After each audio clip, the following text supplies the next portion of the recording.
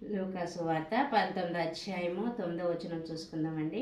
అందుకు యేసు, ఇతడును అబ్రహాము కుమారుడే, ఎందుకనగా నేడు ఈ ఇంటికి రక్షణ వచ్చి ఉన్నది. మరి ఈ దినాలు మనం క్రిస్మస్ దినాల్లో ఉన్నాము. మరి నిజమైన క్రిస్మస్ ఏంటంటే జక్కయ్యతో దేవుడు మాట్లాడిన మాట ఏంటంటే, నిజముగా ఈయన అబ్రహాము కుమారుడే. అంటే యేసుప్రభుని చూడగానే ఆయన ఎంత ఆసక్తితో ఉన్నాడో, తన ఆశను ఎరిగిన తండ్రి అయిన దేవుడు మరి జక్కయ్య నువ్వు త్వరగా దిగి రా అని చెప్పినప్పుడు ఆయన ఎంతో సంతోషంతో గబగబా చెట్టు దిగి వచ్చేసాడండి. వచ్చేసిన వెంటనే యేసయ్య ముఖం చూశాడు. తన పాపాలను మరి ఆ యేసయ్య యొక్క వెలుగులో, తన ముఖ కాంతిలో తన యొక్క పాపాలు, తన రహస్యమైన పాపాలు కనబడినప్పుడు యేసు ప్రభు ఒక్క మాట కూడా మాట్లాడకముందే, ఒక్క మాట కూడా తనతో ఏమి చెప్పకముందే తన పాపాన్ని ఒప్పేసుకుంటున్నాడు. యేసయ్య యొక్క ముఖంలో అంతా కాంతివంతమైన వెలుగు ఉంది. ఆ యొక్క వెలుగులో అయిన పాపాలన్నీ కూడా కనపడుతున్నాయి.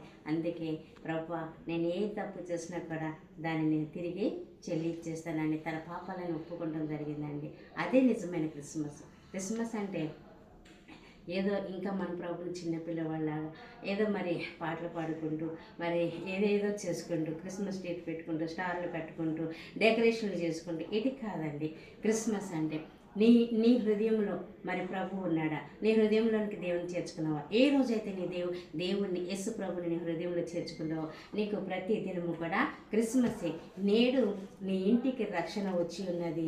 ఈయన కూడా, ఇతడు కూడా అబ్రహాము కుమారుడే. నీ ఇంటికి రక్షణ వచ్చింది. నీ ఇంటి వారందరూ రక్షణ పొందుకోవాలి. నీ హృదయంలో ప్రభు ఉండాలి. నీ రహస్య పాపాలని ప్రభు యొక్క ముఖకాంతిలో కడుగుకున్నప్పుడే నీకు రక్షణ.